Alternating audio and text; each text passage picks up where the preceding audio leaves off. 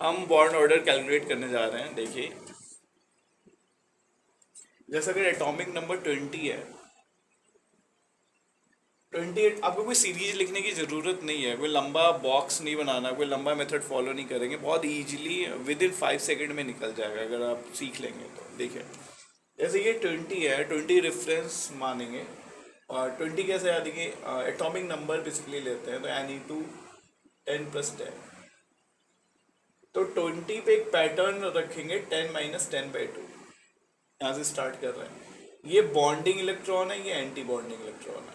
ये bonding electron, ये anti bonding electron. तो देखिए, फिर आप बॉन्डिंग इलेक्ट्रॉन को फिक्स रखेंगे और एंटी बॉन्डिंग इलेक्ट्रॉन को कम करते जाएंगे। जैसे 19 किसका हो सकता है, F2- का, तो 10 - 9/2। ठीक है। फिर 18, 10 - 8/2। बॉन्डिंग फिक्स करके आप एंटी बॉन्डिंग कम करते जा रहे हो। अच्छा, 18 कैसे लिख रहे हो आप, O2 है ना, तो ऑक्सीजन का एटॉमिक नंबर 8 होता है, तो 8+8, और इस पर 2 माइनस है। माइनस का मतलब उतने इलेक्ट्रॉन ज़्यादा होता है, तो +2। तो देखिए, 18 का 10 - 8/2, 17 होगा तो कितना हो गया, 10 - 7/2। 16 कितना हो गया, 10 - 6/2। 15 कितना हो गया, 10 - 5/2। 14 कितना हो गया, 10 - 4/2। देखा आपने, बॉन्डिंग फिक्स कर दिया, बस एंटी बॉन्डिंग कम करते जाना है, कुछ भी नहीं करना है। पेपर में आया, जैसे किसी ने पूछ लिया कि O2 का बॉन्ड ऑर्डर बताओ, बॉन्ड ऑर्डर कैलकुलेट करना है आपको, तो कैसे कर लोगे, 8+8 16 है, तो मैं पैटर्न पता है कि 10 - 6/2, तो कितना आ जाएगा, 2 आ जाएगा। अच्छा, 14 के बाद थोड़ा सा चेंज आएगा। 14 के बाद अगर चेंज आ रहा है तो देखिए क्या चेंज आता है 14 के बाद। जैसे 13 आ गया, अब आप बॉन्डिंग इलेक्ट्रॉन को वैरी करवाओगे, एंटी बॉन्डिंग फिक्स कर लोगे। तो 13 के लिए देखो क्या हो गया, 9 - 4/2। 12 के लिए क्या हो गया, 8 - 4/2। 11 के लिए क्या हो गया, 7 - 4/2। 10 के लिए क्या हो गया, 6 - 4/2। 9 के लिए क्या हो गया, 5 - 4/2। 8 के लिए क्या हो गया, 4 - 4/2। अभी आप क्या कम कर रहे हो, बॉन्डिंग इलेक्ट्रॉन कम करते जा रहे हो।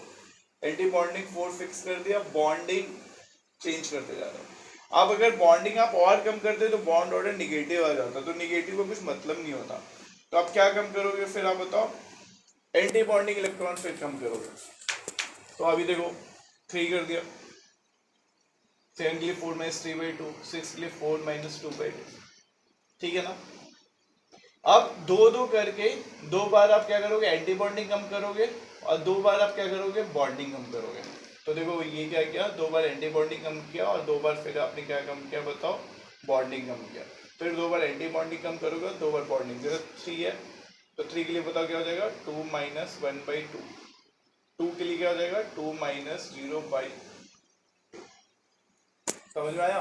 तो ये आसान सा मेथड है बॉन्ड ऑर्डर निकालने का, फटाफट निकाल सकते हो। आप ये भी बता सकते हो कितने बॉन्डिंग इलेक्ट्रॉन है और कितने एंटी बॉन्डिंग इलेक्ट्रॉन है। ठीक है।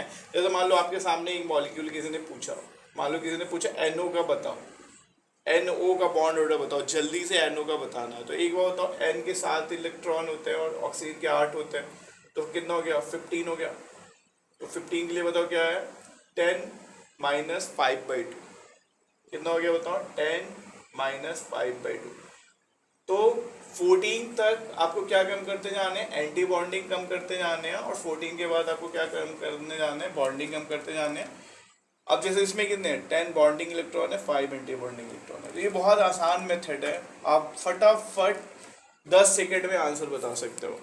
तो CO का बॉन्ड ऑर्डर निकाल के कमेंट में लिखो। मैं कभी बोलता नहीं हूँ, लेकिन अब मैं बोल रहा हूँ कि मेरे चैनल को सब्सक्राइब करो इफ़ पॉसिबल।